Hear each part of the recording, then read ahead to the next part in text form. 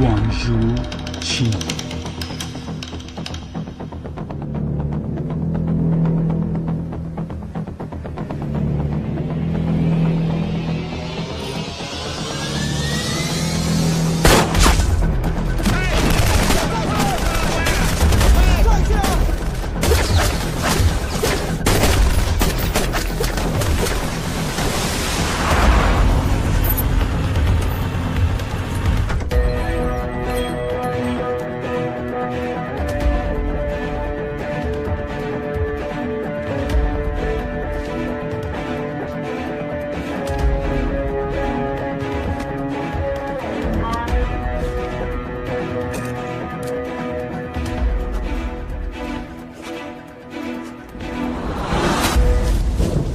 بیجینگ، چین.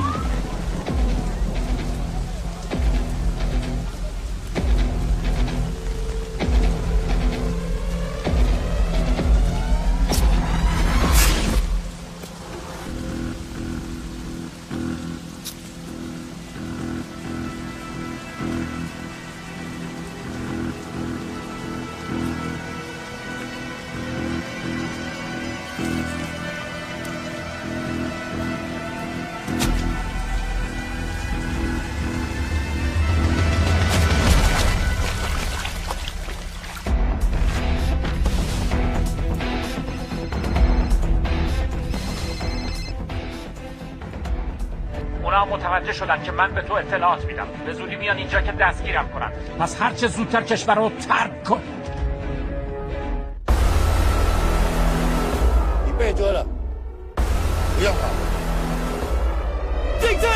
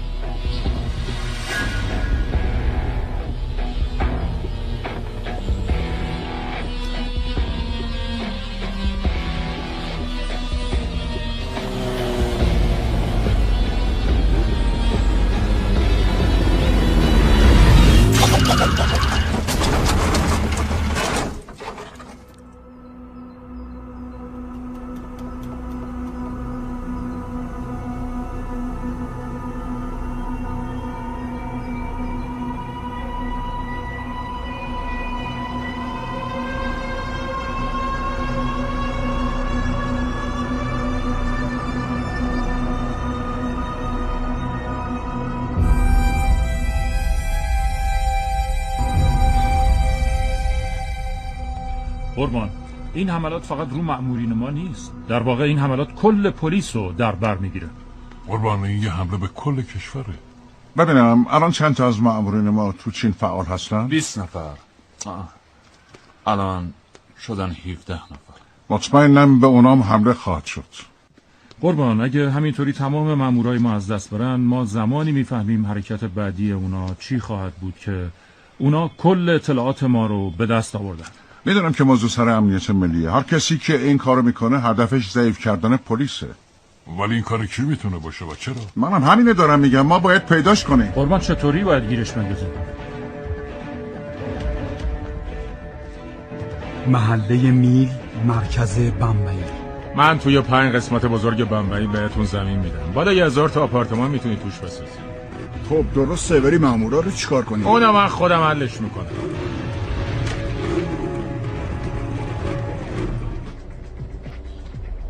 بازرس یاشواردم، اومدی که آپارتمان بخری؟ نه، اومدم تو رو ببرم.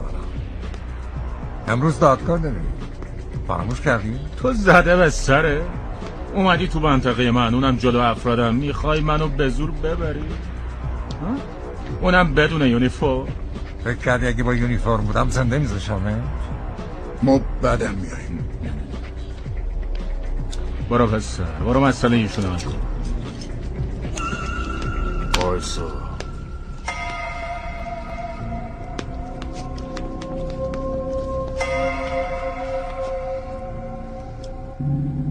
5 سال پیش همسر من مرد. از اون موقع زدم تو فاز دیوونگی. بارها خواستم بمیرم ولی هیچ کس نتونست منو بکشه. شاید امروز روز شانسمه. شما 10-12 نفرید ولی من تنها. شاید بتونی من بکشی.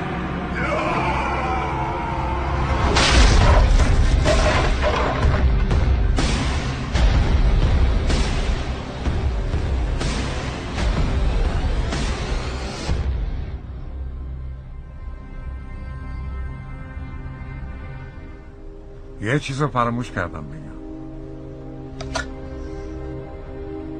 من که میرم ولی چند تا از شما رو هم با خودم میبرم، مخصوصا تو.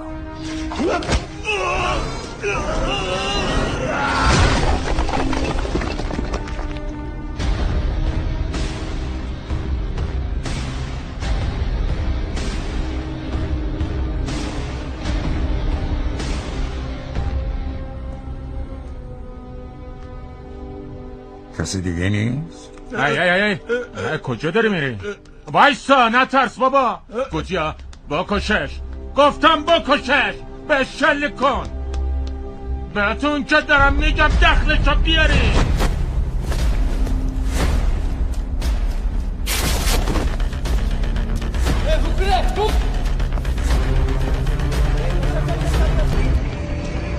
ای وایسا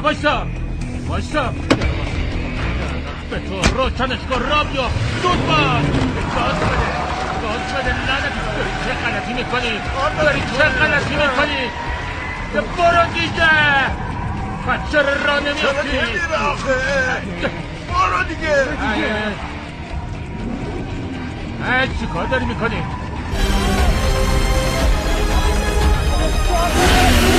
خیلی خب منو ببر. ماشین رو ول کن. گفتم ولش کن.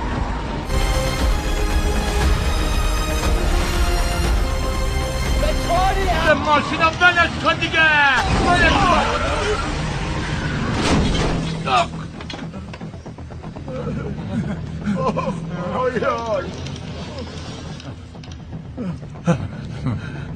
بریم؟ نیروی ویژه 2 هماهنگسازی توسط وبسایت کینگ مووی. نظر شما درباره افراد کشته شده در چین چیه؟ ببینید، بر طبق اطلاعاتی که ما به دست آوردیم مشخص شده افرادی که بیرون از هند در چین کشته شدن در گروه‌های مافیایی فعالیت داشتن. ولی گفته شده اونا مامورین مخفی پلیس بودن. مأمور مخفی؟ من همچین چیزی رو تایید نمی‌کنم. رسانه‌ها دارن بی جهت جو متشنج میکنن. همونطور که شنیدید دولت به وضوح اعلان داشت هندوستان با این حوادث ارتباطی ندارد. Beijing Shanghai गांगजाओ में मारे गए लोग भारतीय नागरिक थे ही नहीं। चाइना गवर्नमेंट ने अभी तक इस मामले में चुप्पी साध रखी है, तो इस घटना के ऊपर कुछ भी कहना अभी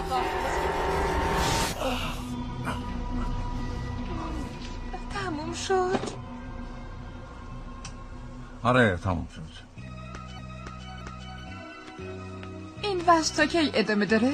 تا وقت افرادی مثل نیرنجان زنده. تا ابد یعنی؟ من یه پلیسم. اگه من این کار نکنم کی بکنه؟ چرا؟ مگه پلیس دیگه ای واسه این کارا نیست؟ مگه تو مسئول دستگیری همه مجرما هستی؟ مایا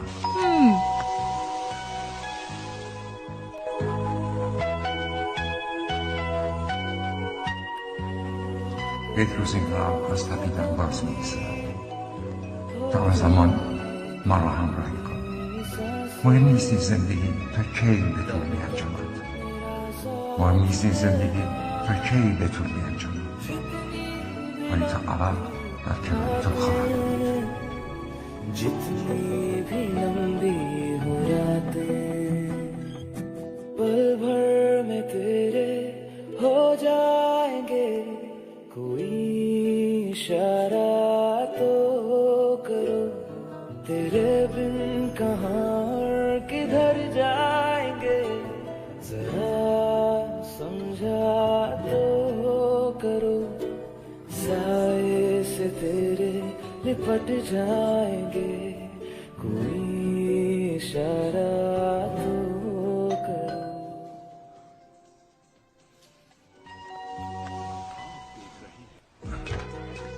آقای اشوارتاس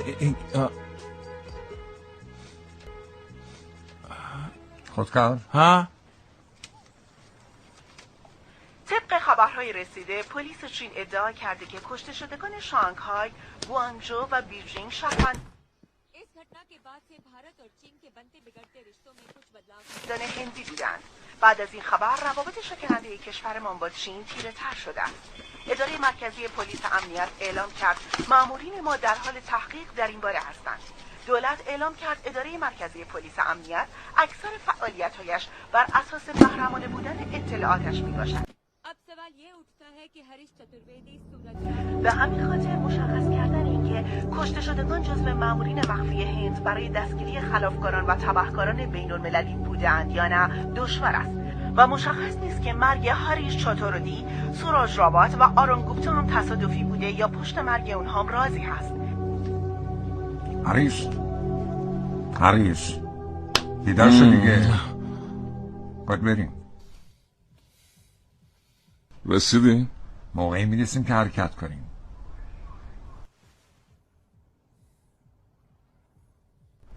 نیم ساعت اینجا نشستیم. من نمیتونم رانندگی کنم. چرا؟ چون وقتی خوابت میاد نباید رانندگی بکنی. اگه رانندگی کنم خودم آقا پلیس رو به خطر میندازم. آقا پلیسه. و تو چی هستی؟ سپای مامور نفوذی؟ جناب آقای باند. کاملا درسته. خب بگو جناب آقای باند ماموریتت کجاست؟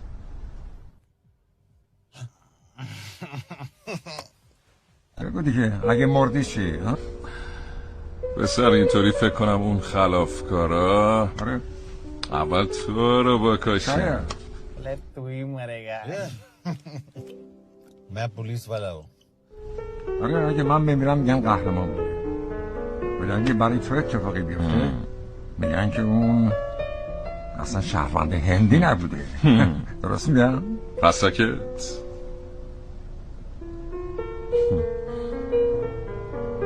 درسته. پس اگه من مردم تو به همه بگو که من بهترین شهروند هند بودم.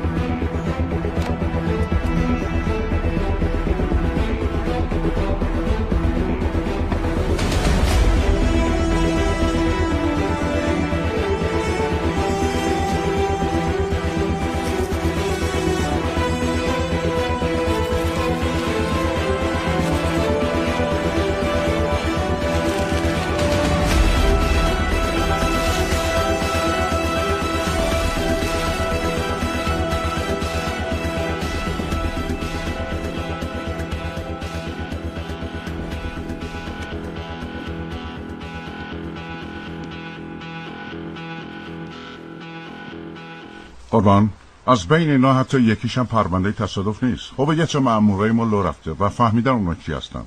به خاطر همین همشونو کشتن. یکی داره اطلاعات ما رو میدوزه وگرنه چنین اتفاقاتی نمیافتاد. یا افسر پلیس معمولی نیست. بگو بیاد.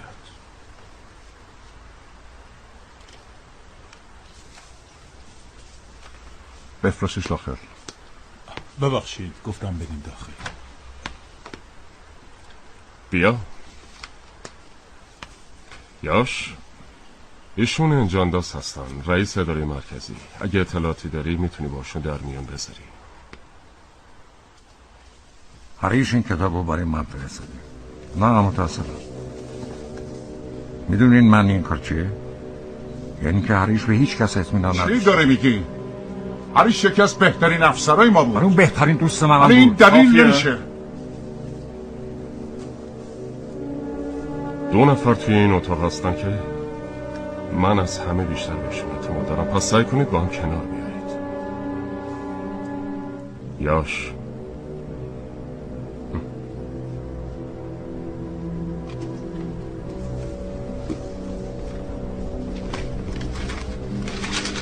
با اینکه سال 2016 است بازم هریش تاریخ رو 2012 سال کرد.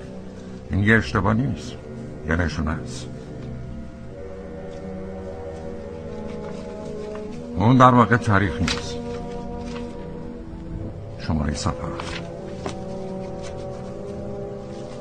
صفحه 6 8 و 12. اولین حرف صفحه 6 اسه و صفحه 8 پی و صفحه 12 وای که میشه اسپای، یعنی جاسوس. همه میدونیم یک جاسوس در میان ما هست که اطلاعاتمون رو لو میده. شما میدونین اون کجاست؟ نه، ولی هریش میدونست.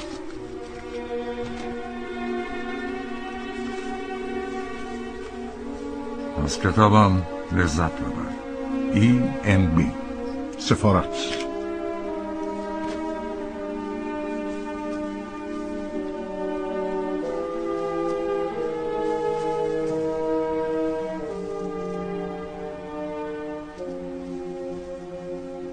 سفارت بوداپست. این خبر بدیه. پیدا کردن اینها سالها زمان میبره. ما باید اون آدمو گیر بندازیم. من اگه برم بوداپست پیداش میکنم. پرونده‌های مثل اینو نباید شخصی کنه یاش. خاطر همین که آخرش میرم و کوتاه نمیام. این کاملا واضحه که یکی از افراد شما داره اطلاعات رو لو میده. ممکنه. ما تا الان سعی کردیم به باند مافیای بین‌المللی که تو هند فعالا نفوذ کنیم، اما شکست خوردیم. زمانه عوض شده جناب. کشورم همینطور. الان ما میتونیم تو خونه بشینیم و به قلب دشمن ضربه بزنیم. ولی تو افسر امنیت نیستی. هنوز آموزش هم ندیدی. اونایی که آموزش دیدن الان زنده؟ انجام به من اعتماد کن. از فرستادن یاش به عملیات پشیمون نمیشه.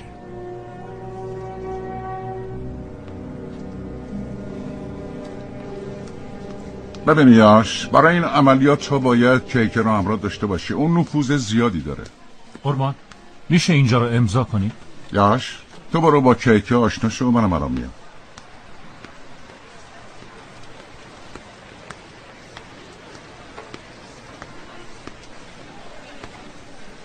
ببینم اطلاعاتی رو که مارتینز برامون فرستاده بررسی کردی؟ بله.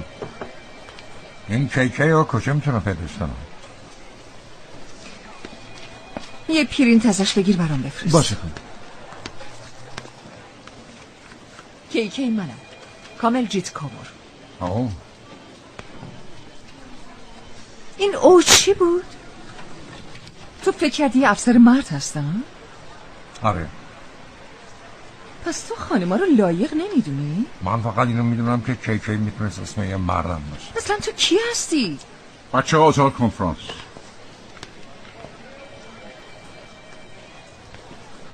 یه سرنخی از پرونده پیدا کردیم. یکی تو بوداپست داره اطلاعات ما رو به تبهکارا لو میده. ما باید پیداش کنیم و زنده برش گردونیم.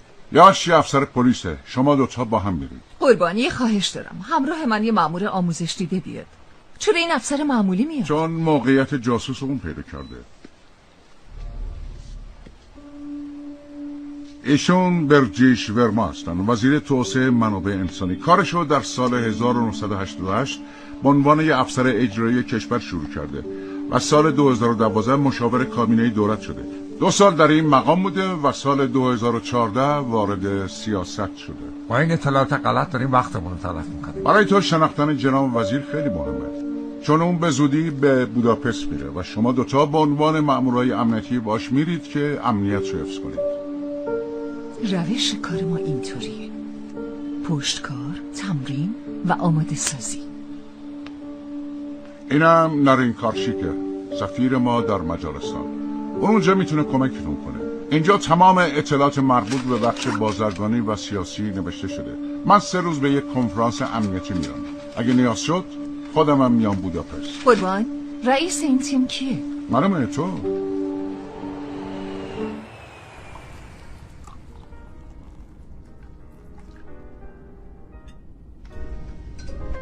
چیزی میل میکنی خانم؟ ممنون.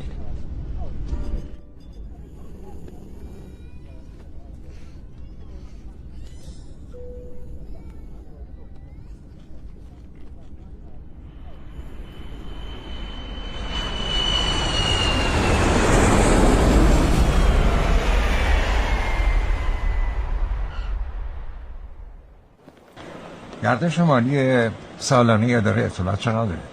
چطور؟ هیچی. آخه خوب هوای کارکناشو داره.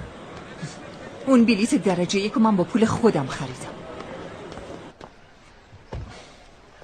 پس حتما اتاق مجللی هم تو هتل رزرو کردی. البته با پول خودت. هتل فقط برای بازیگراست. ما میریم یه خونه معمولی.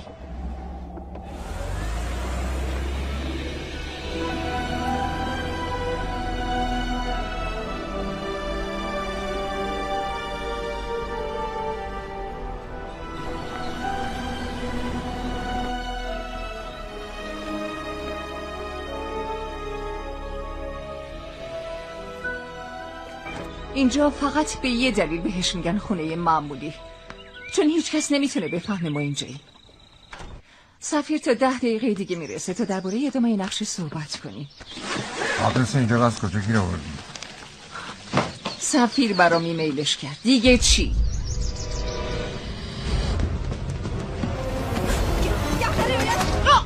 یاش چیکار داری میکنی؟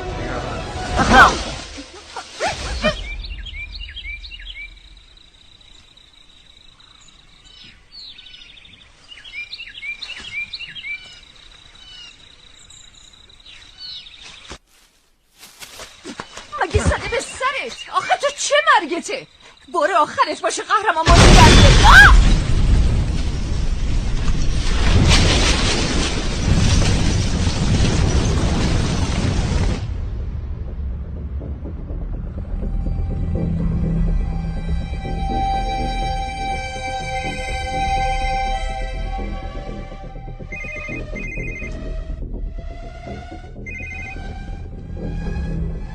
کار انجام شد. اونا مردن.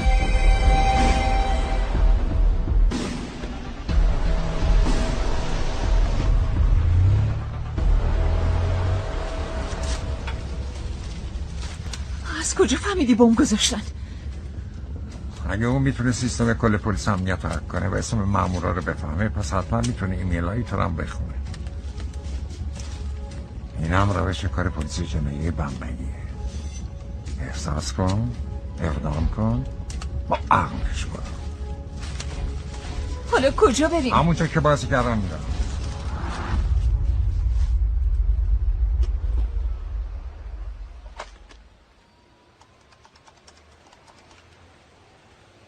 قربان، کی هستم. خدا رو شکر که شما زنده اید. بله قربان، ولی اون هر کی که هست فکر میکنه ما مردیم. پس بهتر همینطوری فکر کنه. من خودم رسیدگی میکنم. این اندوه بزرگی هست که بنده مجبورم مرگ 2 تن دیگه از افسرامون رو اعلام کنم. اونا به عنوان محافظ به بوداپست اومده بودن و هنوز جنازه‌ای ازشون به دست نیومده. ما به خاطر فقدانشون غمگینیم و از این موضوع به سادگی نمیگذریم. ما از مقامات مجارستان هم درخواست کمک خواهیم کرد. هر کسی که مسئول این جنایت هست باید مجازات بشه. من میخوام سوابق تمام کارکنان رو چک کنم و مظنونین رو پیدا کنم تا تحت نظر بگیرمشون و بعد گیرشون بندازیم. تو قلاده است؟ موفق باشی. تو کجا میری؟ تو با روش خودت پیش برو، منم با روش خودم.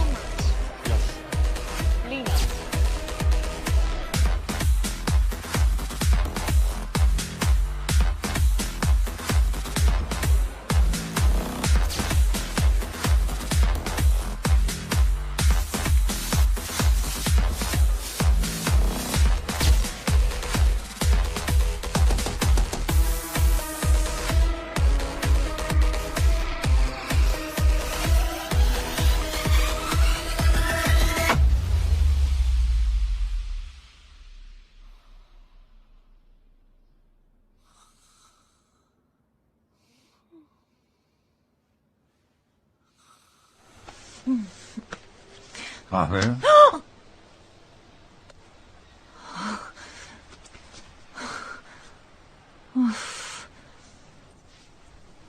من قهوه نمیخورم.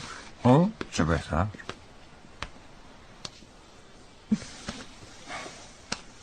لیستی از مظنونین تهیه کردم و به این 3 نفر بیشتر مظنونم.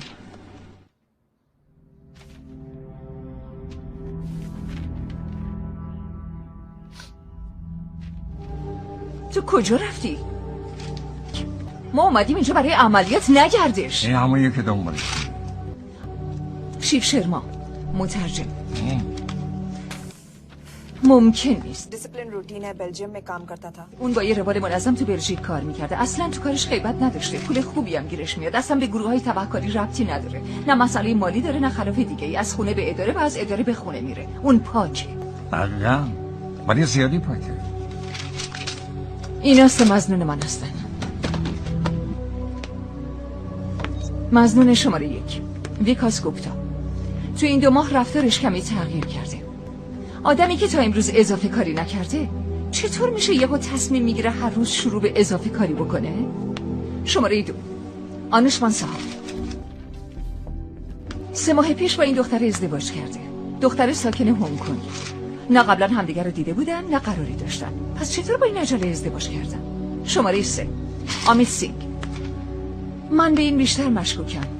قبل از بوداپست مدت 3 سال توی ادارات بازرگانی هند در چین کار میکرده. خب نقشه اینه. همونطور که تو گفتی اون شخص از بوداپست تمام سیستم ما رو هک کرده.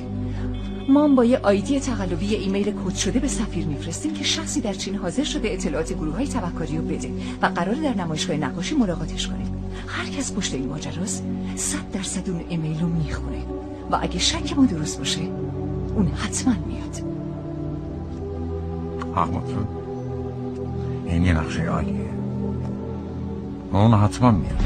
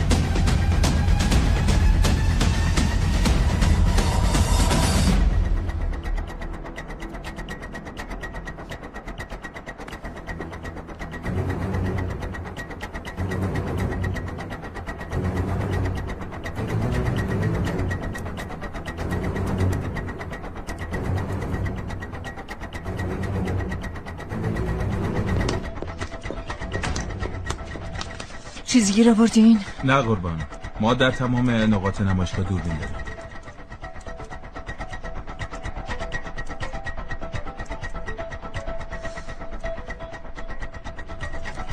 هر لحظه ممکنه بیاد.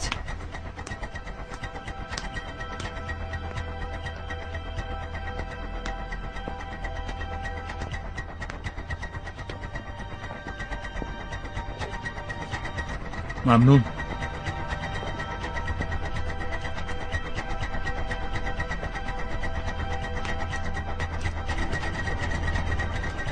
خودشه اون امیت سینگ. روش زوم میکنم. دیدیاش؟ بهت گفته بودم که میاد. داره تماس میگیره. میخوای جلوشو بگیرم؟ نه نه نه، اون تماس نمیگیره، داره عکس میگیره. این همون یاروه، باید بگیریمش. یاش یاش یاش.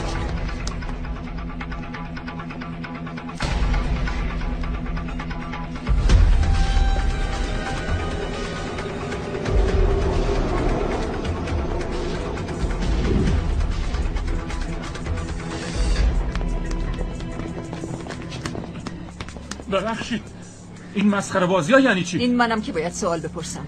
با من بیا. ولی من مگه چی کار کردم؟ منو کجا میبری؟ اینو چک کن. این تلفن شخصی منه، شما نمیتونید ازش استفاده کنید. ساکت شو. یاش تو کجایی؟ یکی نقشت درست بود ولی آدم تو اشتباه گرفته. آمیتو برس. چی؟ چرا؟ اونی که دنبالشون مثلا وارد نمایشگاه. چی؟ شیب شرما. بی خیال دوباره شروع نکن. داری وقتتو تلف میکنی. من آمیتو دستگیر کردم. پس برو دوباره دوربینای نمایشگاه بررسی کن. من دارم میرم خونه شیب. یاش کجا رفتی؟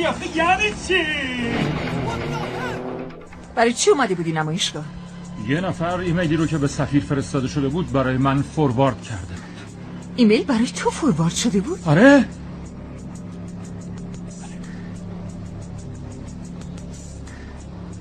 اینو ببرینش سفارت. فیلمای دوربینا رو دوباره نشون. بله حتما.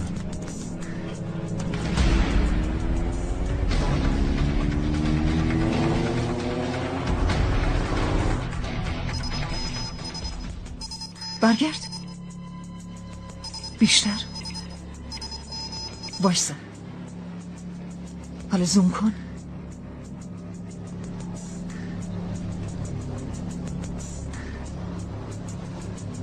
این همونیه که دنبالشه. شیب شرما؟ لعنتی.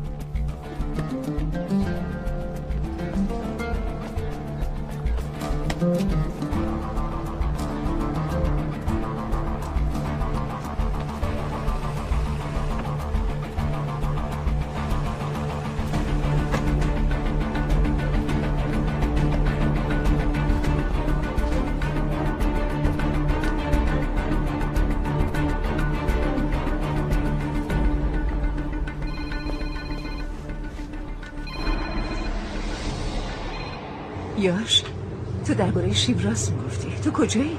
پشت ساختمونش. من دم در خونه‌شم. اون داخل نیست.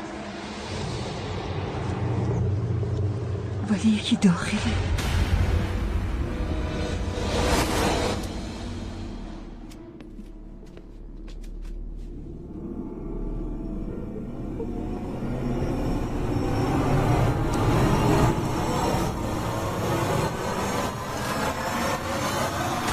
بی حرکت.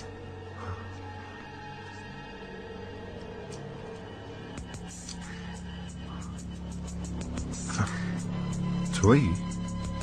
یه لحظه بی خودی ترسیدم.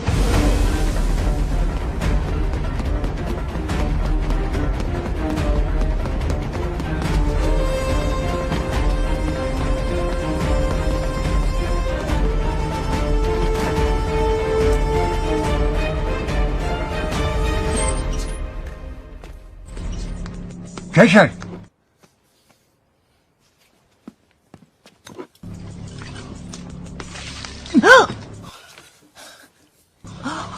اون کجا رفت؟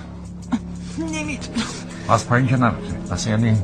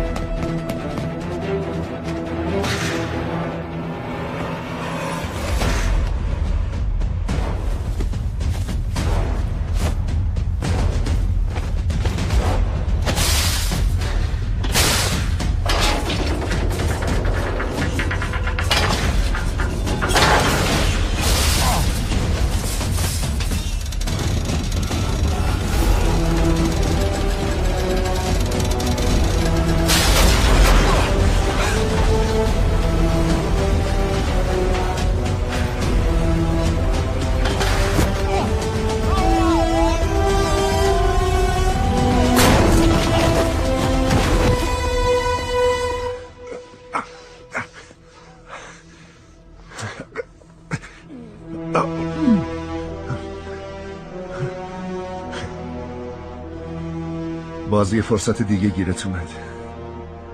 تو میتونی شلیک کنی؟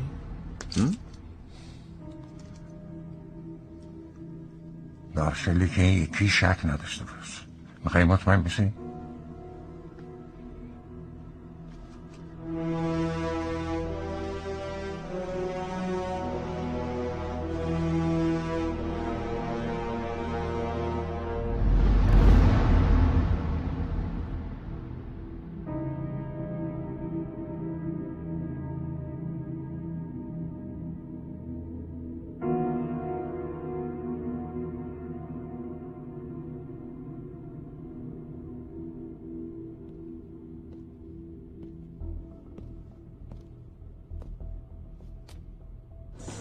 تو چی رو از من مخفی میکنی؟ ببخشید؟ منظورت چی؟ من احساس میکنم شیو از قبل تو رو میشناسه. آره نامزدمه. حالا کی گفت تو نمیتونی به شلیک کنی؟ اونش به تو ربطی نداره. چرا داره؟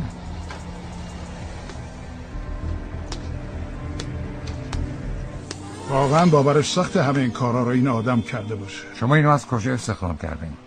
برای یه کارمند آگهی کردیم. اونم صلاحیت‌های استخدام رو داشت. از بلژیک اومده بود. به زبان مجارستانی و فرانسوی هم مسلط. تا حالا موردی انجام داده که بهش شک کنی؟ اصلا سخت گوشه. کارشو خوب انجام میده. فقط سرش توی کار خودش. فکر میکردم از همه بهتره. حتما هیچ خانوادگی هم نداره. یتیمه. 3 ساله بود که پدر و مادرش مردن. توی یتیم خونه توی شهر کوچک بزرگ شده. بعدش با بورسیه تحصیلی رفته آمریکا برای تحصیلات عالیه. بگذاریم ما با مسئولین مجارستان صحبت کردیم. کاغذ بازی هم انجام شده. با پرواز امشب میتونید ببریدش هند. پرواز به تعقیب نمی‌رسیم. من میخوام ازش بازجویی کنم. نه دستور ما اینه که به محض گرفتنشون رو به هند برگردونیم. بازجویی همونجا انجام میشه. نه الان باید بازجویی کنیم. شاید جون افراد رو بتونیم نجات بدیم. شرمنده یاش. دستوره. تو از دستور پیدا میکنم. من میرم یادت رفته رئیس تیم کیه؟ میدونم هاریش دوست تو بوده ولی مامورای دیگه مثل اون بودن. این جنگ شخصی کسی نیست. یاش حق با اونه.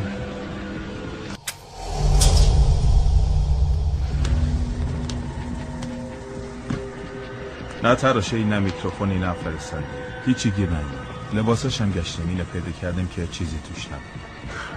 اگه این بازرسیتون تمام شده درباره یه لباس حرف بزنیم.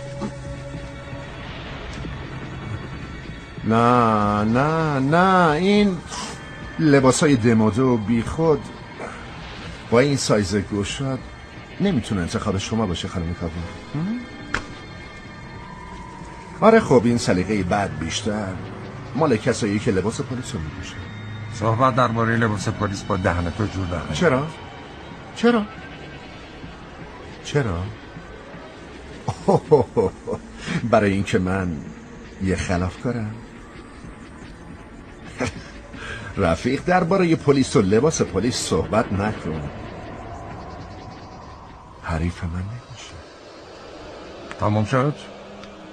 بریم لباس تو بپوش وگرنه تو هند همینطوری میبرمت.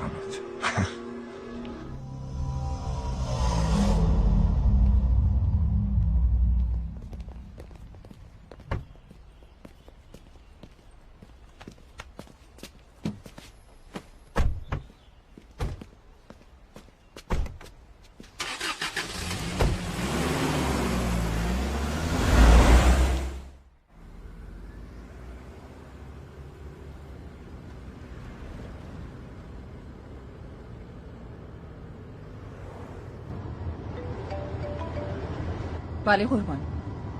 بله ما از سفارت خارج شدیم. تقریبا تا 1 ساعت دیگه به فرودگاه کینگ مووی. 1 ساعت.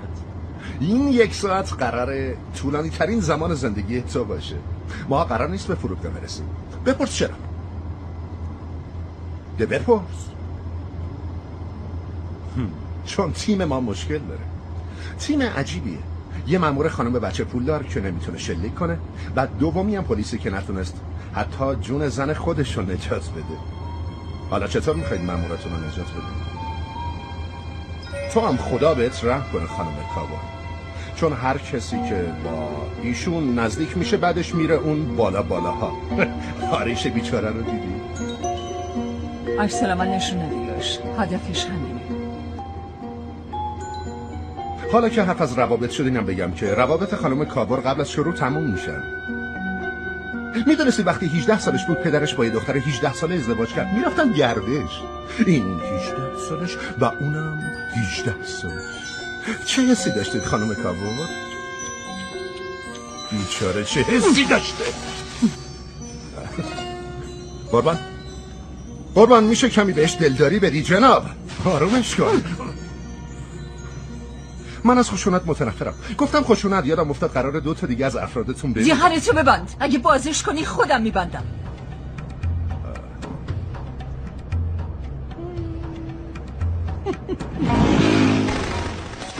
کی مراقب باش. اگه به من نمیگفتی دهنتو ببند اون الان زنده بود. تقصیر توه دیگه.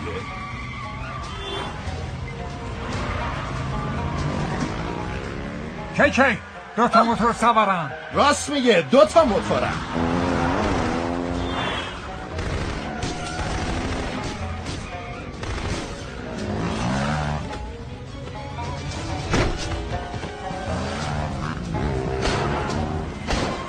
چی کار میکنی جناب؟ یکی که مرد، میخوای دومی رم به کشتن بدی؟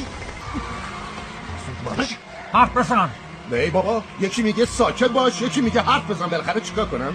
بگو من مأمور بعدی به قرار کجا با تیم مشکل داره. حرف بزن. یاش بیارش داخل، بیارش داخل. باشه میگم. قراره 30 دقیقه دیگه بمیره و فقط شما میتونید نجاتش بدید. 30 دقیقه؟ یعنی اون همین دورو برا تو بوده پس. دست خوش بابا، دست خوش. بعد نبود خانم کابر درسته نمیتونی شلیک بکنی، ولی از مغزت استفاده میکنی.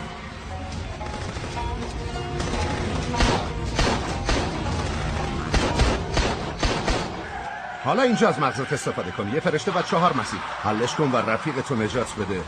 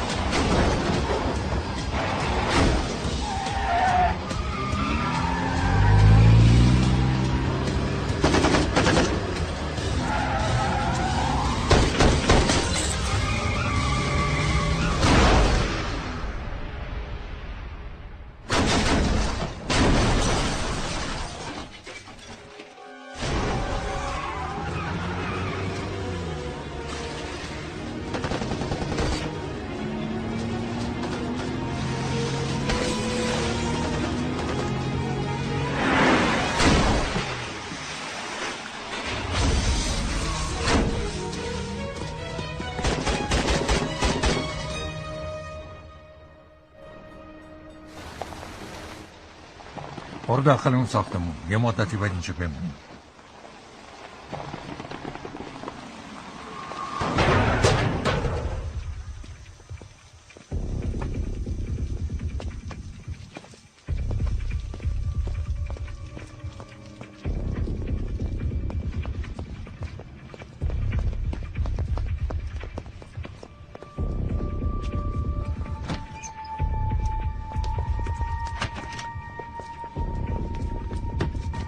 کی اونجا بالاخره رسیدیم.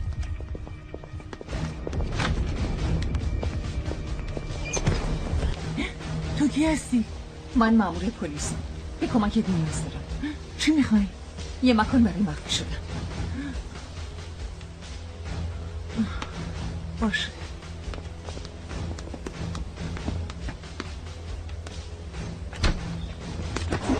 یاش من ندارم با تو مسابقه 20 سوالی بازی کنم. بگو مأمور بعدی رو کجا قراره بکشم. حرف بزن. یاش اینا ترسیدم. بس کن.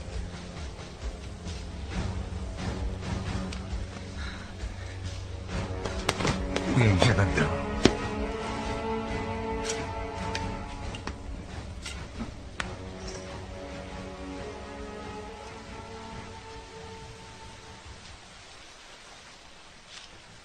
بیا عزیزم.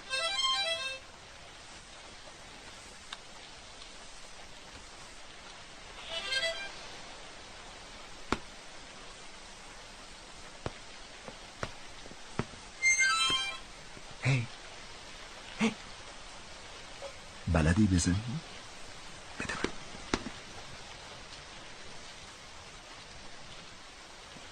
یه فرشته و 4 مسیر.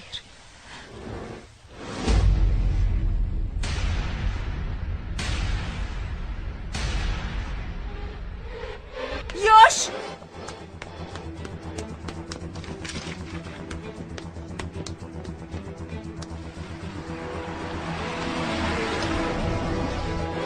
یه فرشته و 4 مسیر. خودشه. میدان قهرمانان.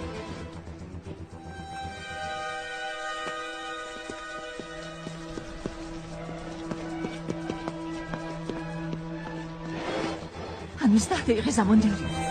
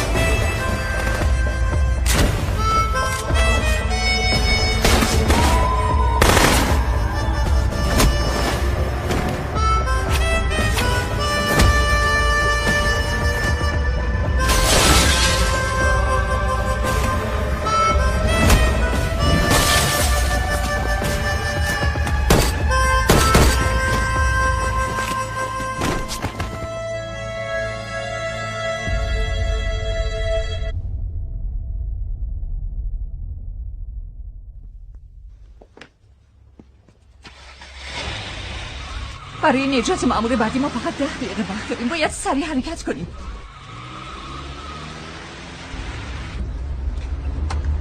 عجله کن یاش.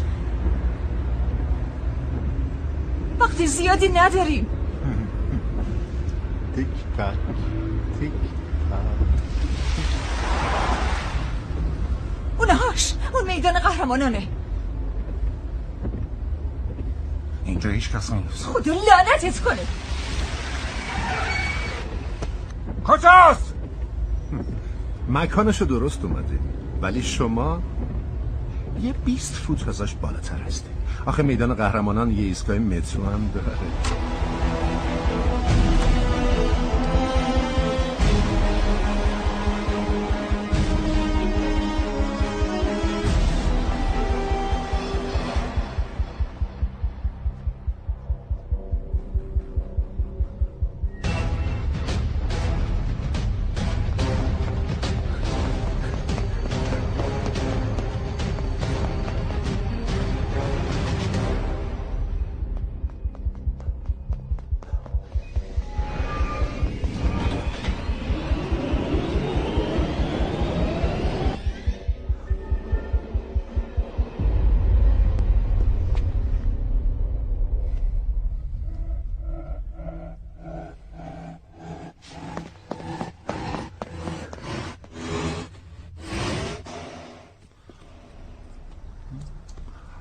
اون که مرد. آخه آدم خوبی بود بیچاره. کمی از زیر کار در میرفت، ولی آدمی زاده دیگه. من به خاطر از دست دادنش ناراحتم. یاش چی کار میخوای بکنی یاش؟ ما اونو زنده میخوایم بس کن. ما افرادمون رو زنده میخواستیم، نه اینو. چرا؟ مردم خودتو، کشور خودتو چقدر برای قربانی کردن پول میگیری؟ कितना पैसा काफी होता है अपने लोगों को मरवाने के लिए? فکر کردی من این کارو برای پول میکنم؟ واقعا ازت ناامید شدم جناب. پس برای چی این کارو میکنی؟ چی میخوای؟ چیزی که من میخوام شما نمیتونین بهم بدید. داری وقتمونو هدر میده. یه پرواز از دست دادیم، نباید دومیرم از دست بدیم.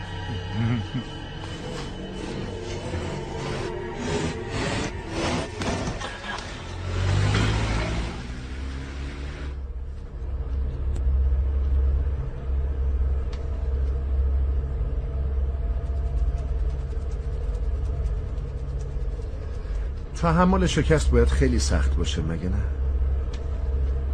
شما دوتا دیگه عادت کرده. منظورم شکسته. دوتا بازنده اومدن یه قهرمان رو ببرن. پلیس هند باید حداقل افراد بهتری رو میفرسته.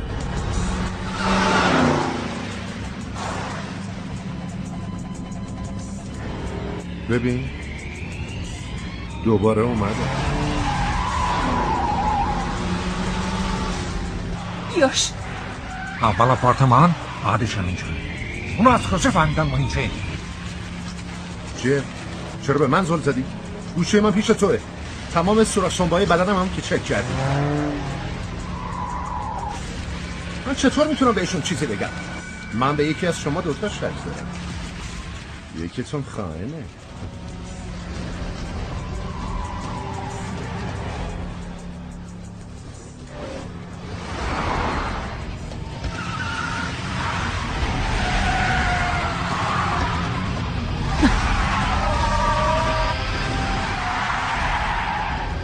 کجا میری؟ یاشون تونل بنبسته. آره میدونم.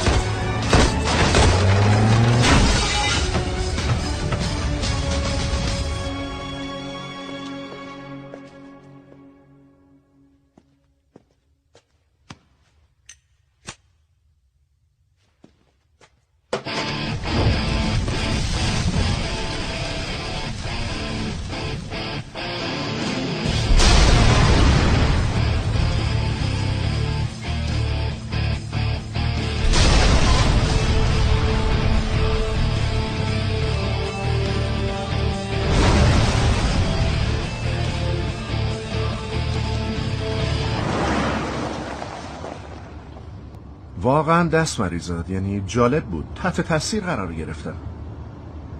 حالا من شما رو تحت تاثیر قرار میدم، اونم توی فرودگاه. یعنی وقتی توی راه این همه افراد داشتم، توی فرودگاه باید یه ارتش داشته باشم. کی گفته ما میریم فرودگاه؟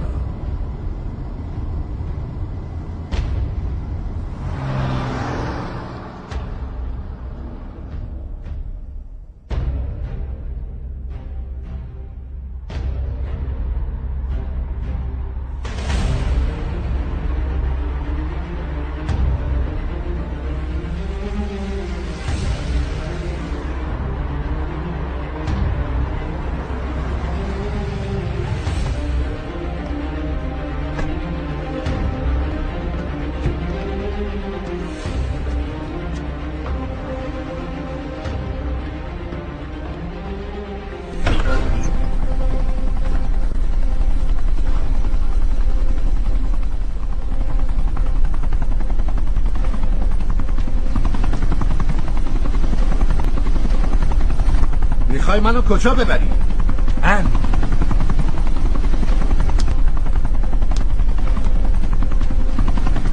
این هلیکوپتر مستقیم تو رو میبره به محل پرواز هواپیما.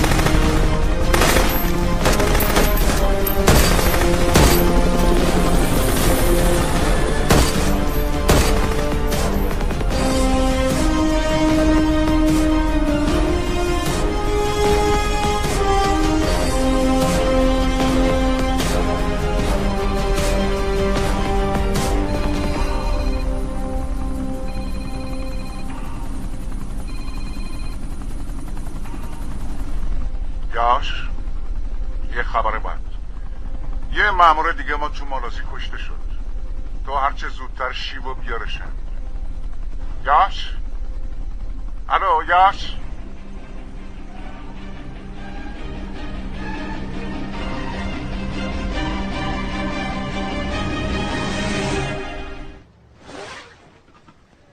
خیلی بد شد. حالا اصلا نمیفهمیم که اون اسم چند تا مأمور دیگر رو داده به سازمان‌های تبهکاری. یکی هست که مرتب موقعیت ما رو بهشون خبر میده، وگرنه اونا از کجا میفهمیدن که ما فرودگاه نمیریم میایم اینجا؟ ولی کی؟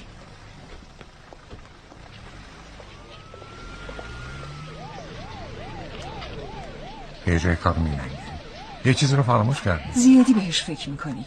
همه چی تموم شد. اون مرد. آره دقیقا. اونا در کل روز میخواستن نجاتش بدن. پس برای چی یهو کشتنش؟ ساده است. وقتی متوجه شدن نمیتونن مالای رفتن اون به هند بشن، کشتنش. پس چرا ما رو نکشتن؟ اسنایپر یه تیر شلیک کرد. تو گلوله اونو بررسی کردی؟ نه چرا؟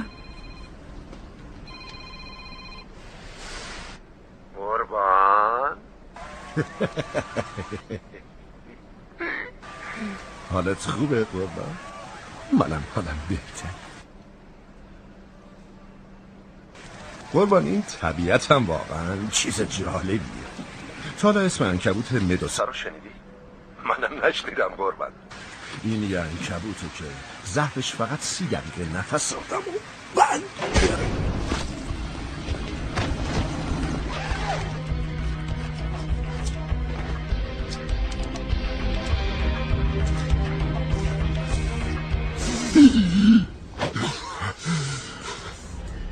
حرکت جالبی بود. ولی دفعه بعد نه فقط برای نیم ساعت بلکه کلا نفستو بند میاره. یعنی واقعا بازیکن باحالی هستی. بعد از شکست بازم حرف میزنی. راستی خانم کابور چطوره؟ حتما ناراحت شده. مواظبش باش. تو به فکر خودت باش. اون رو کی میخوان تو رو نجات بدن. من واقعا بهت احترام میذارم. منظورم اینه که شکست رو قبول کنی. حالا بازی باحال‌تر میشه. کشتن 6 نفر برای تو بازیه؟ من این بازی رو شروع نکردم قربان، ولی خودم تمامش میکنم. راستی از خانم کابور از طرف من تشکر کن. بدون ایشون این چیزا ممکن نبود. این زمانه که طرف بازی رو تغییر میده. اگه وقت داشتین ساعت خانم کابور رو یه بررسی بکنید. چی شده؟ क्या कर रहे हो यश?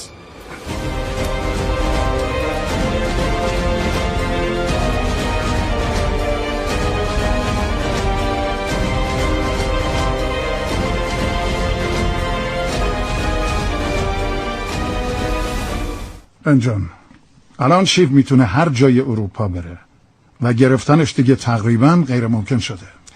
ردیاب تو ساعت تو بوده که این موضوع مهمیه. اون روز دقیقا چه اتفاقی افتاد؟ بی حرکت. تویی؟ بی خودی ترسیدم. سری لپتاپو تحویل بده و با من به سفارت بیا. سری؟ این کاریه که نمیتونم بکنم. تو 3 دقیقه و 30 ثانیه تأخیر داشتی. هرچی بود پاک کردم. جلو نیا. میخوای نگاش کنی؟ بفرمایید. واقعا عذر میخوام. اینا همش تقصیر من. نتونستم بهش شلیک کنم. اونم باید از تو بازجویی بشه. من یکی رو به عنوان جایگزین میفرستم. نه. چی؟ کی بر نمیگم. یاش تو کی افسر لایقیه. ولی اون ردیاب چی؟ اونو زمانی که کی بیهوش شده روی ساعتش نصب کردم.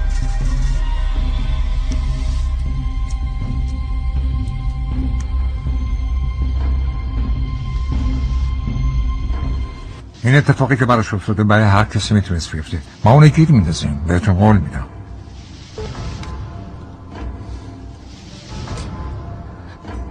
چی؟ یه چیز کاملا مشخصه. اون اسم مامورا رو یکی به اونا میده تا در مقابل یه چیزی میگیره. آره ولی چی؟ آقای اینجانه. بله قربان. ما اینجا یه پیشرفتی داشتیم. ما در 6 ماه گذشته سعی میکردیم یکی از افرادشون رو بخریم. الان اون قبول کرده و تا یه ساعت دیگه موقعیت شیب رو میده. پس همونجا بمونید. فهمیدید؟ بله قربان. یاش کجا میری؟ قرار موقعیت برامون بفرستن. اگه اومد تو گوشی برام بفرست. یاش اوف.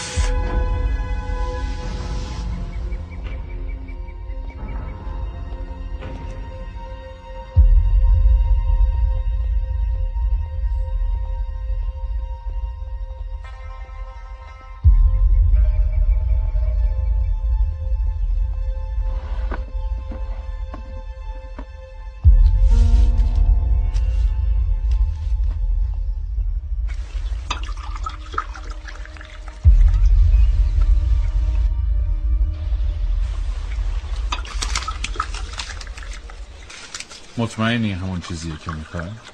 بله. 2 روز آینده من انتقامم طوری از هند میگیرم که هیچ کس یادش نره. ولی شما چی مطمئنید میتونید از عهده‌اش بر بیایید؟ آره اما اسم بقیه چی؟ معامله ما 5 اسم بود و 5 اسم بعد از پایان این کار انجام میشه. درسته. ولی هنوز یه اسم دیگه مونده.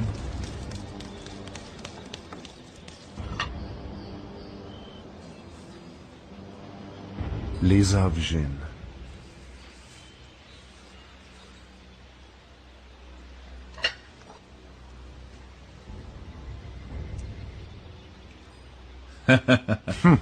لیزا وژین. لیزا وژین. شوخی میکنی؟ این اسم منه.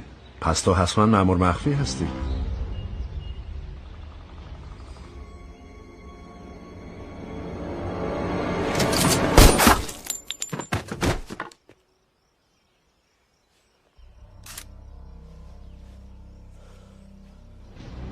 من میدونستم نیروهای هند سعی داشتن به یکی از شما نزدیک بشن. از کجا فهمیدی که اونه؟ در 10مین سالگرد ازدواجش برای همسرش یه شال 20 یورویی خرید و امروز عصر بدون هیچ مناسبتی یه حلقه الماس 5000 یورویی. بیچاره.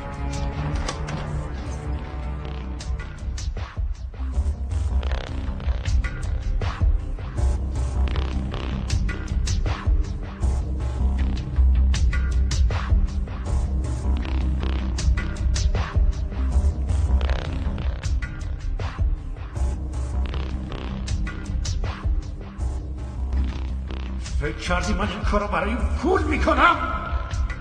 واقعا ازت ناامید شدم جناب. از برای چه کار این کنی؟ تا چه میخوای؟ کجایی جناب؟ تو خونه تو. آخرین بار کی تمیزش کردی؟ تو همیشه بیخبر میای. از قبل خبرم میکردی برای چای آماده میکردم. واسه چهار تا بعد گفتن زنگ زدی؟ جناب میدونی بزرگترین مشکل ما هندوستانی‌ها چیه؟ پس زنگ زدی که مزخرف بگی. ما هندی‌ها کارمون خودمون نمی‌کنیم. برای هر کاری نماینده میفرستیم. حالا هم برای گفتن موقعیت من به شما یه آدم بیچاره مرد. خیلی بد شد مگه نه؟ یه نصیحتت بکنم مجانی. بی خیال دنبال کردن من شو. با خانم کاور ازدواج کن و بالای یه کوه یه خونه واسه خودت بساز. هر دوتاتون دارین پیر میشین. حالا تو نصیحت من گوش کن. خوناتو بفروش و به زندگی کردن تو سلول بدون پنجره عادت کن.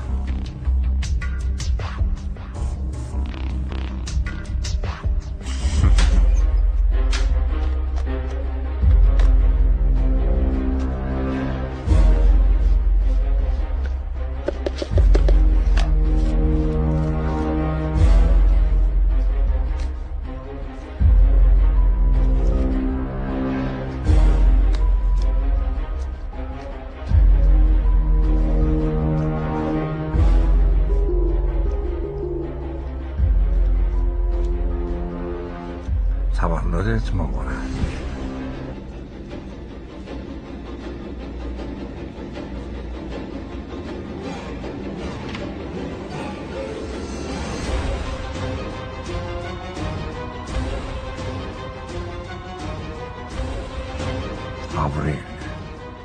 آوریل 2016.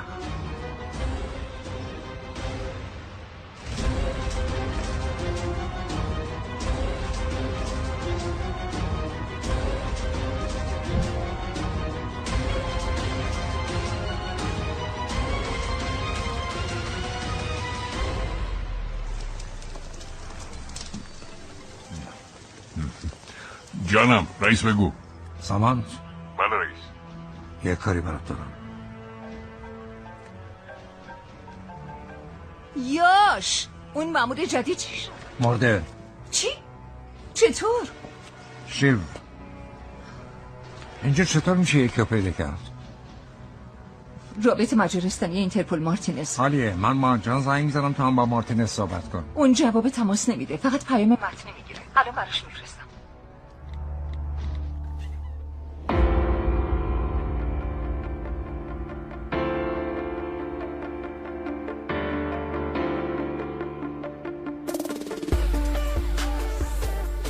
ये ऐशा एड्रेस तो यही दिया था।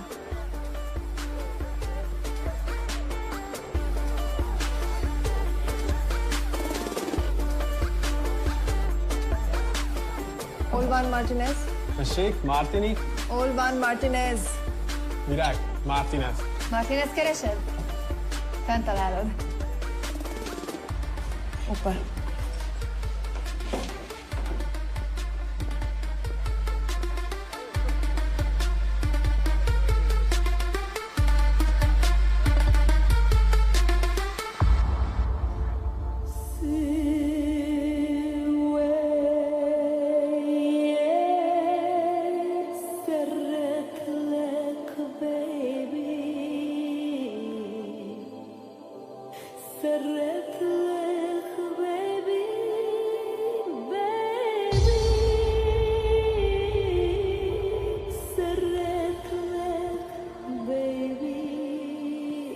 Olvan Martinez. Martinez.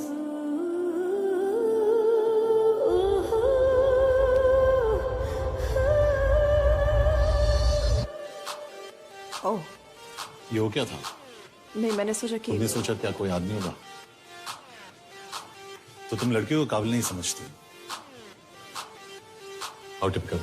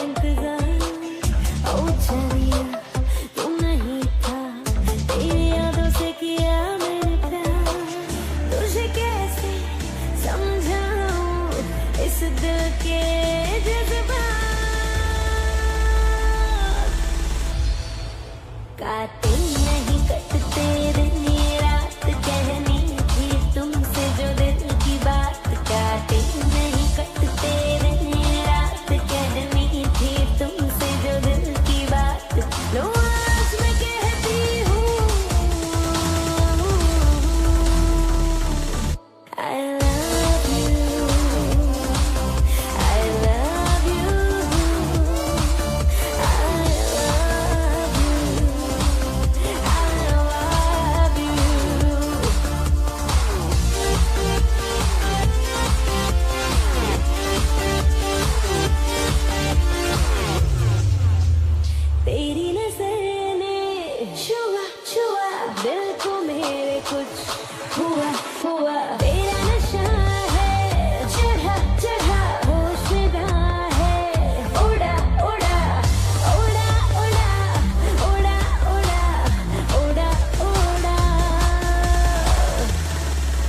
बातें नहीं कटते दिन रात कहनी थी तुमसे जो दिल की बात बातें नहीं कटते दिन रात कहनी थी तुमसे जो दिल की बात लो आज मैं कहती हूँ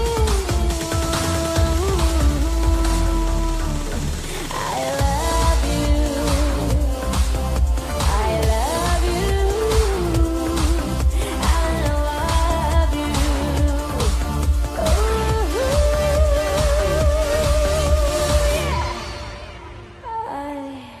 I love you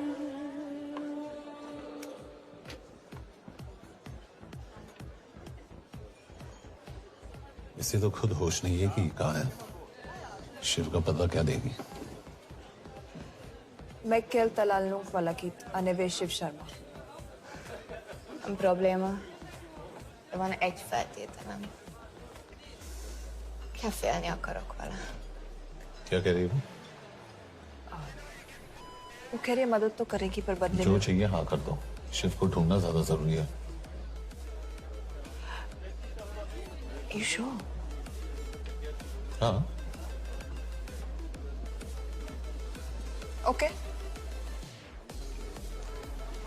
Kefél hetsz bele? Mikor? पूछ रही है कब? कह दो कि काम होते ही दे दूंगा। Amint megadod a hezitit. Oké. Belőlem mehet? ये लड़की कुछ गड़बड़ लगती है। इसने आज तक कभी गलत इन्फॉर्मेशन नहीं दी और मुझे तो लगता है तुम्हें आज रात को ही दे देगी। तुम्हें कैसे पता? बहुत जल्दी है इसे। किस बात की? Mondd meg neki, hogy fürödjön le. Iszonyatosan büdös. अब क्या बोल के गई?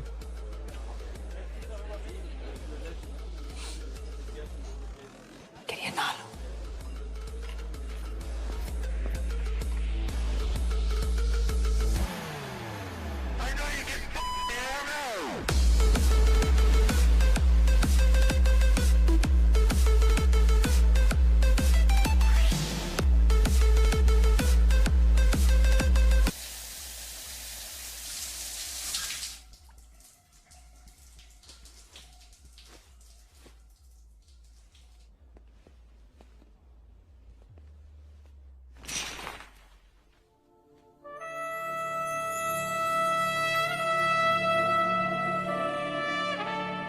How did you get in?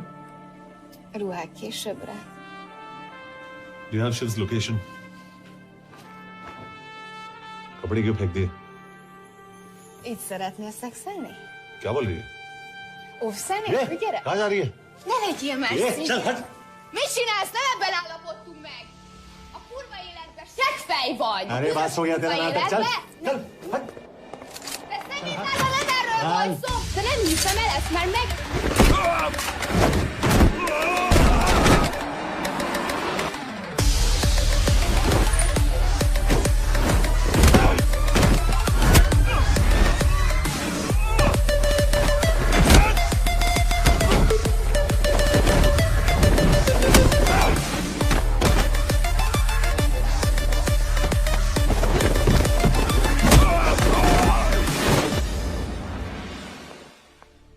Yash!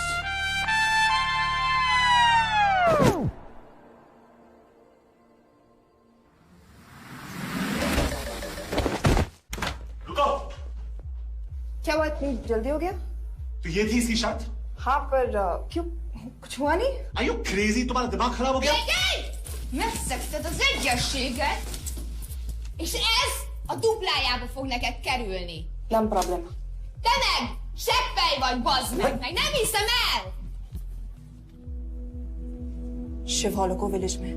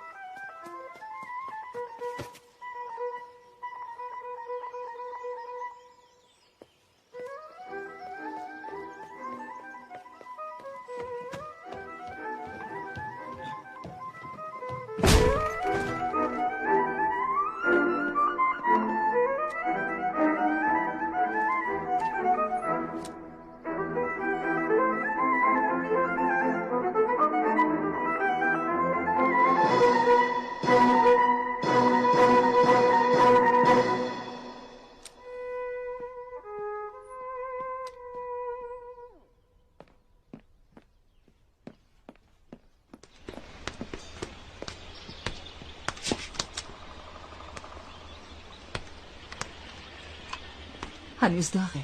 مارتینز اشتباه آدرس نداده. باید همین دور رو برا باشه. بگو سامر. رئیس این شیف شرما توی یتیم خونه بوده ولی 10 سال پیش مرده. الو الو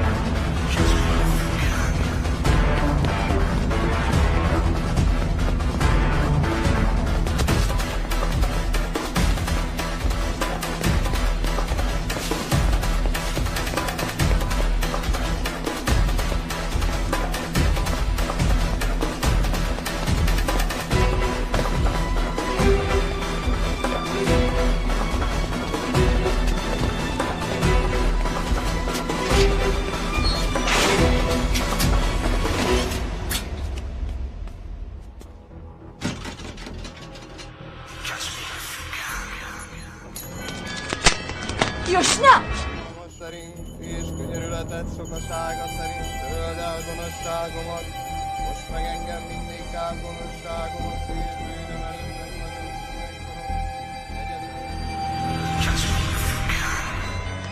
لعنتی اگه شده با وزیرم حرف بزن، فقط باید نتیجه بده. بگو یاش قربان اون شیف شرما نیست. شاید عارفین بینیه. شاید هم یتیم هم نباشه. اون هر کی از هویت شیف شرما رو دزدیده. تیم تجسس در هند خبر کنیم، وضعیت تیم خونه شروع کنیم. تا 24 ساعت آینده همه چیز رو درباره اون باید بفهمیم. ماتره تیم آماده کن.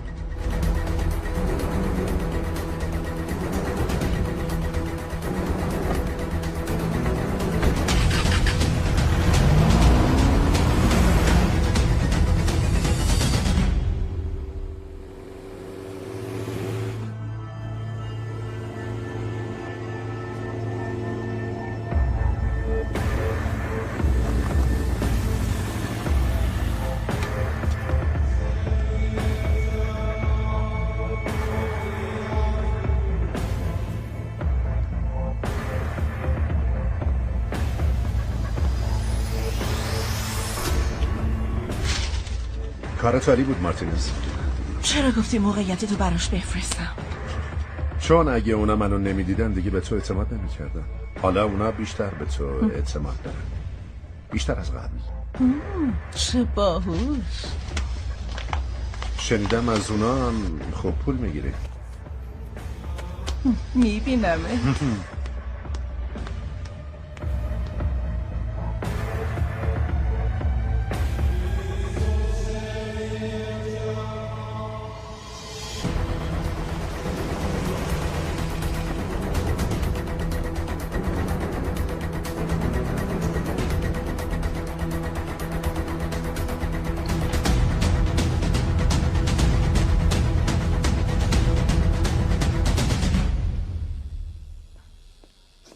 Martinez, már megint mit akarsz?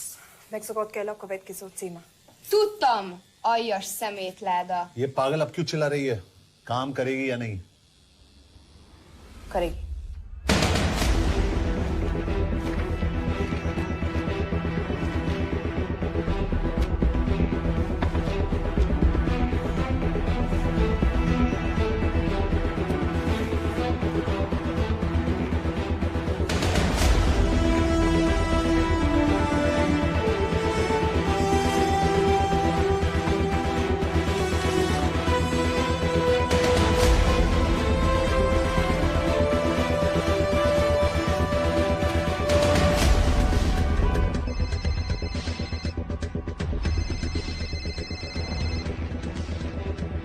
حالا میخوای بگم کجا رفتی؟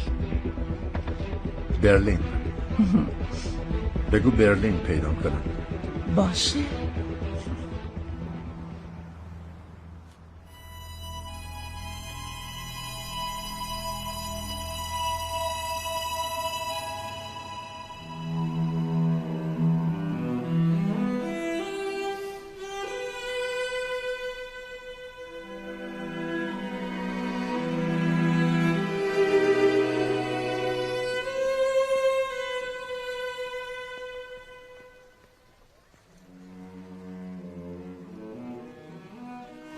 چیه؟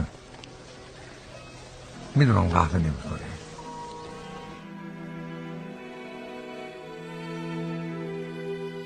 یه سوال. اون روز چرا جلوی انجان از من دفاع کردی؟ چون من دیوونم.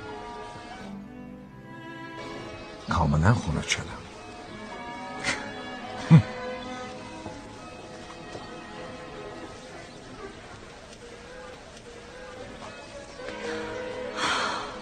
سال 2013 یه ماموریت داشتیم. یه تروریست در لاجپات مخفی شده بود. وقتی ما اونجا رسیدیم فرار کرد. من میتونستم بهش شلیک کنم ولی نمیدونم چرا این کارو نکردم. 2 روز بعد اون 5 نفر رو کشت. بعدش از اون روز به بعد من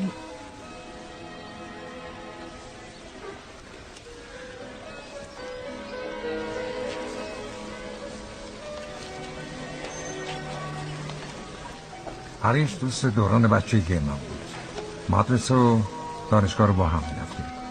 هر دو با هم به نیروی پلیس ملحق شدیم.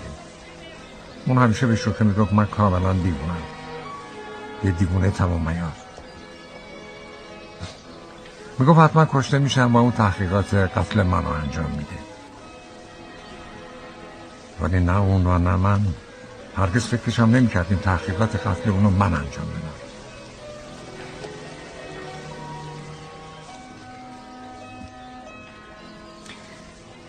ما میگیریمش.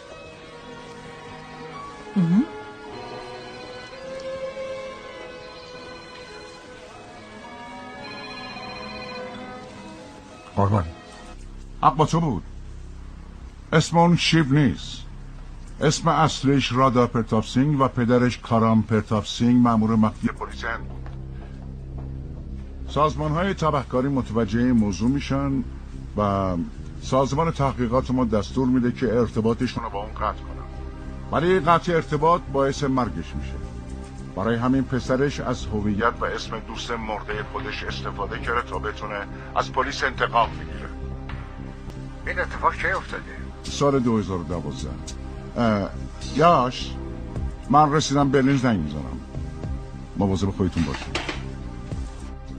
رادا پرتاپ سینگ؟ اون نمیخواد از پلیس انتقام چی؟ بگیره.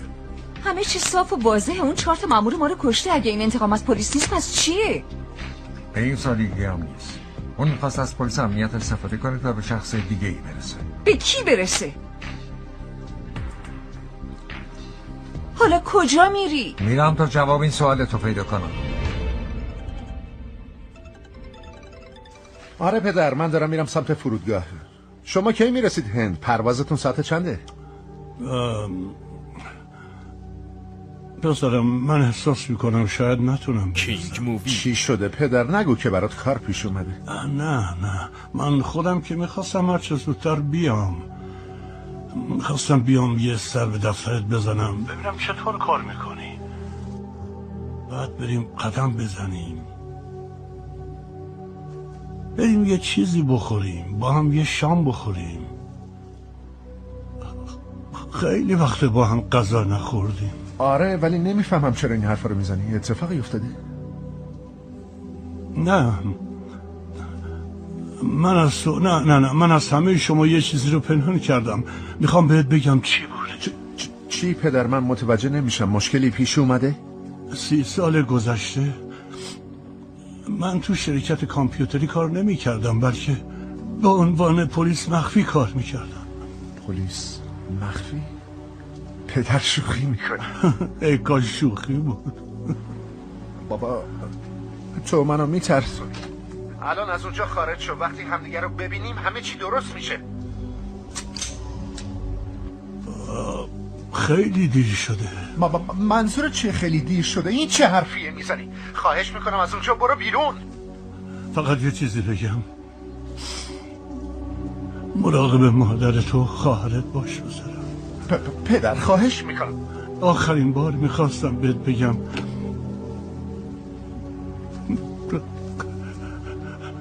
که من دوست دارم. منم دوست دارم بابا، ولی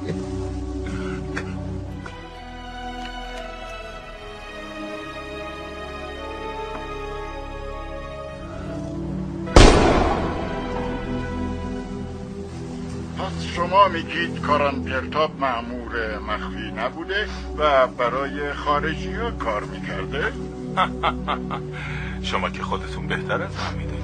این چه حرفیه میزنید؟ देखिए हमने भी सुना है कि वो चाइना के लिए काम कर रहा था, इंडिया के सीक्रेट्स चाइना को बेच रहा था. अब किस पे विश्वास करें? तो आपका कहना है कि करण प्रताप देशद्रोही था? आप लोग समझदार हैं, आप खुद ही समझ लीजिए. No more questions, please. Thank you.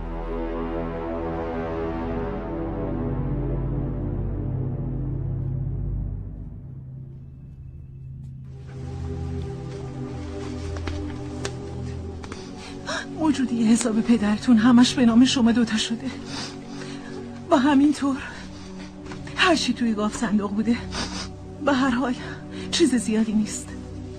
فکر کنم پدرتون زیادی صادق بوده. نه مادر خواهش میکنم. من با دبیر کابینه دولت ملاقات کردم. گفت هیچ کاری نمیشه کرد. میخواستم بهش بفهمونم که من 2 بچه دارم، ولی اون گفت که ما باید بپذیریم پدرتون به دلیل اشتباه خودش گیر افتاده. I can't take this anymore.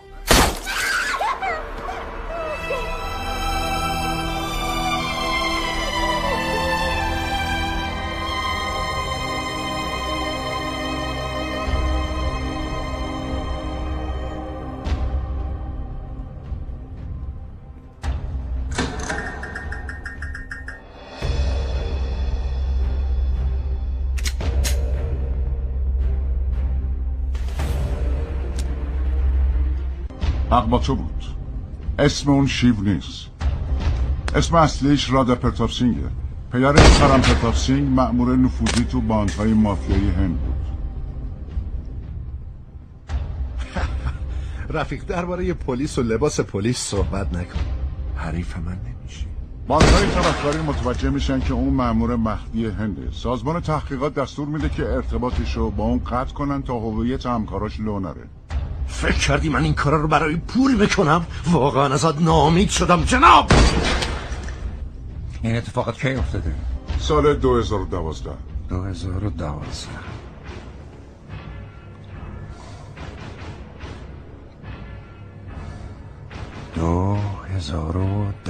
حالا بازی بالتر میشه. کشتن 6 نفر برای توی بازیه؟ من این بازی رو شروع نکردم قربان.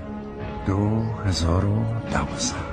در سال 2012 مشاور کابینه دولت شد. بعدش به عنوان نماینده وارد مجلس شد.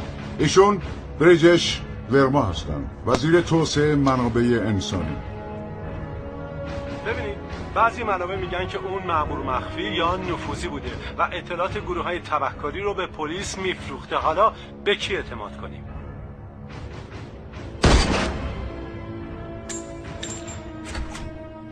یاش مارتینز تماس گرفت، گفت رادا توی برلینه. اینجا هم فردا میره اونجا. حتما هدف بعدیش همونه. نه رادا تو برلین نیست، همینجاست.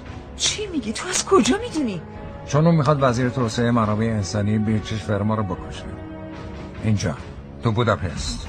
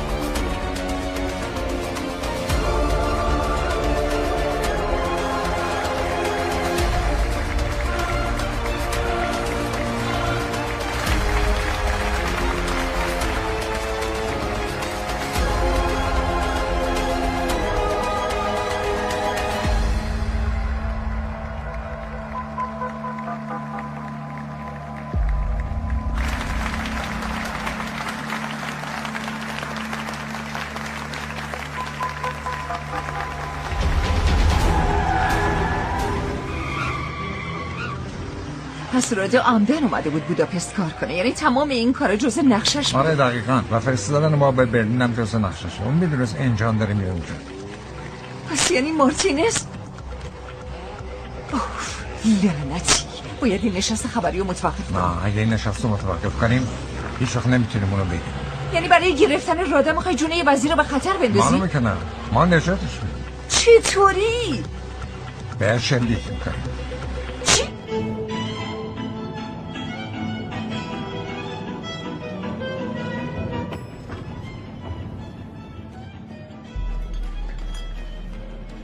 فرقش اینه که اونا برای کشتن شلیک میکنن و ما برای نجات دادن. ولی چه تضمینیه که اونجا باشه؟ همونجاست. من مطمئن. یاش پیدا کردن اونجا غیر ممکنه. وقتی گلوله شلیک بشه در بین جمعیت فقط یه نفر فرار نمیکنه. اونم کسی نیست جز رادا پرتاپس. این دیوونگیه. اینطوری جون یه وزیر رو به خطر انداختن اشتباهه. وزیران باید گاهی به درد کشورشون بخورن.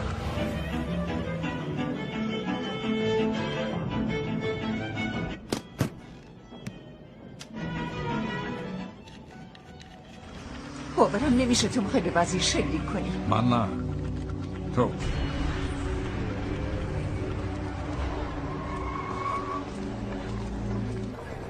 मैं नहीं कर पाऊंगी। I can't. من نمیتونم این کارو بکنم. ما وقتی برای انتخاب چرا متوجه نمیشی؟ من نمیتونم شلیک کنم. چرا تو میتونی؟ تو دوبار شکست نمیخوای. به اعتماد کن. تو میتونی. بریم.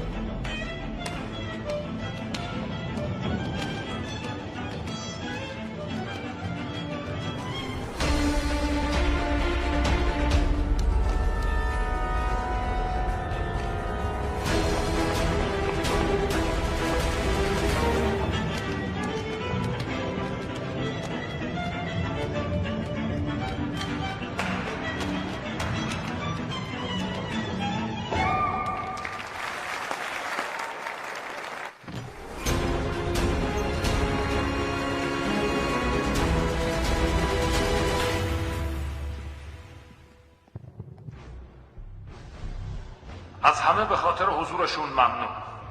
باعث افتخارمه که به وزیر توسعه منابع انسانی هند خوش آمد بگم، جناب بیرجش ورما. به مجارستان خوش آمدید. ازشون درخواست میکنم تا در اولین نشست بین هند و مجارستان سخنرانی کنند. جناب ورما.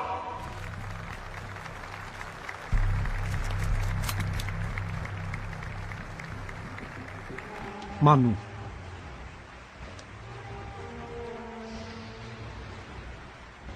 ممنون جناب وزیر. با احترام به مقامات، خانم‌ها و آقایان،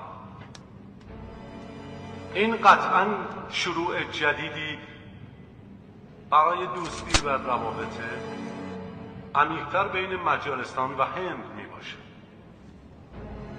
تو دوبار شکست نمیخوری. به اعتماد کن. ما مشتاقانه در انتظار همکاری بیشتر برای ارتقای سطح دوستیمان می باشیم. دوستی که به سمت هدفهای مشترک دو کشور قدم برمی‌دارد.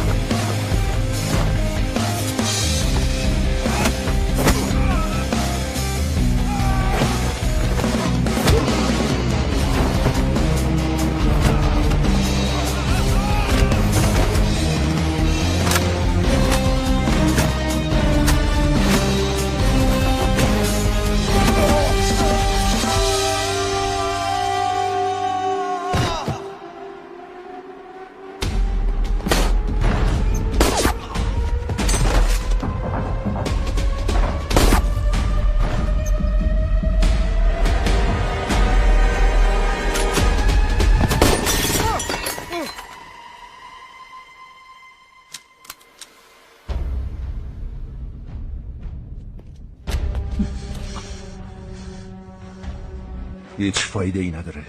این آقای وزیر باید به دست من کشته بشه. این چه مزخرفاتی داره میگه؟ این کیه؟ پسر کاران پرتاب. کاران پرتاب؟ همونی که تو به کشتن دادیش. من کشتمش؟ چه مزخرفاتی؟ اون مأمور مخفی بود. 30 سال پدرم عمرشو وقف کشور کرد و در عوض چی گیرش اومد؟ شما بدون حمایت رهاش کردید، مثل یه غریبه مرد. مأمور نفوذی میدونه وقتی گیر بیفته چی در انتظارشه. مادرم چی؟ مادرم چه اشتباهی کرده بود؟ مادرم به خاطر افرادی مثل تو خودشو کشت. اینکه خانوادت رو رها کردن اشتباه بوده، اما تو هم همون راهو میری. برای کشتن این اگه لازم باشه 100 تا خانواده دیگرم نابود میکنم. یه چیزی رو فراموش کردی. اسلحه دست منه. امروز قراره تو بری زندان. زندان؟ خانم کابور، تو میدونی ما چه تعداد مأمور نفوذی و پلیس مخفی در بین باندای تبهکاری داریم؟ میدونی؟ 17 تا. و من اسم چند تاشونو میدونم؟ همشونو. اسم 17 نفر توی ذهنمه. به چند تاشون میخوای برچسب خیانت بزنی؟ من که میرم زندان، ولی برای کشتن تو من یکی یکی اسمشونو به تمام باندای مافیا میگم. 17 مأمور خواهند مرد تا وقتی که تو جنابونا میمیرن.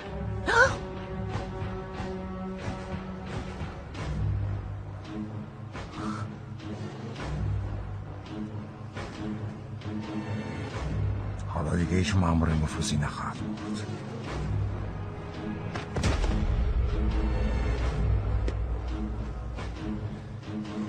آفرین افسر، کارت عالی بود.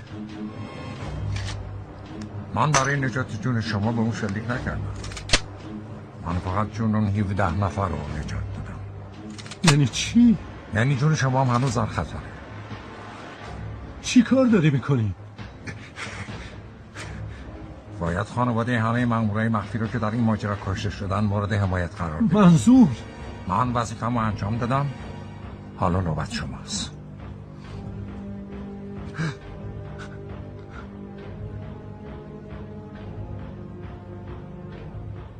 انجام بدین قربان.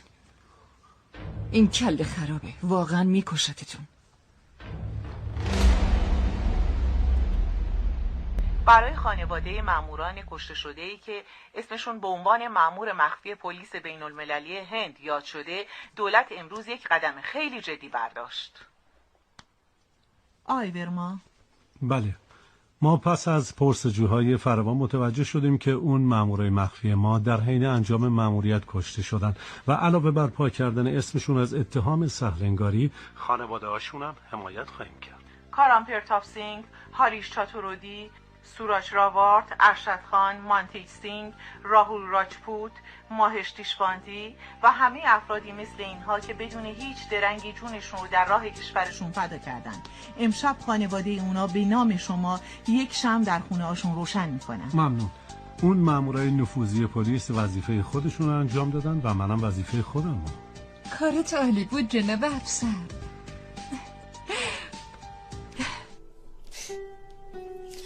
بد نبوده. بالاخره یاد گرفتی از مغزت هم استفاده کنی. راستی اون دختر خوبیه. کی؟ با کی حرف میزنی؟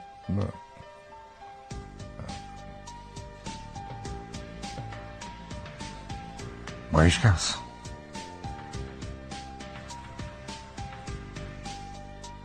آخرش جناب وزیرم راه درست در پیش گرفت. کار کردن با تو باعث افتخار بود. سیمیم برای منم همینطور. و امروز برای اولین بار دولت نه تنها عزت و آبروی ماموران مخفی کشته شده، بلکه هویتشون هم بهشون برگردون. کشور ما واقعا در حال تغییره. برای دانلود فیلم های